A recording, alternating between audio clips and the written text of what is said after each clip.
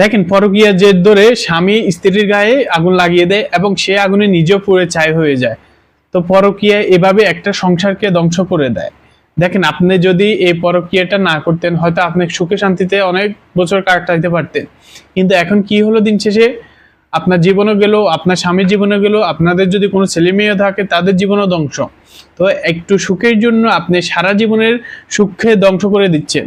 তো এটা অবশ্যই আপনাকে মাথায় রাখতে হবে। আপনি পরকীয়া করে হয়তো সাময়িক সুখ পাবেন, কিন্তু সারা জীবন যার কাছে থাকবেন অবশ্যই তার দিকে আগে লক্ষ্য রাখা উচিত।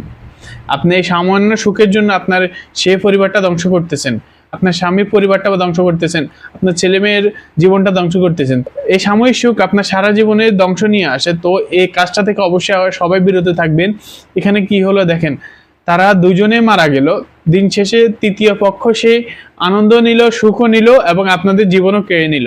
তো কি করে মানুষ সামান্য সুখের জন্য, হয়তো নিজের সংসারে একটু অশান্তি থাকলে এটাকে রিকভার করার জন্য সামান্য সুখের জন্য মানুষ পরকীয়া করে।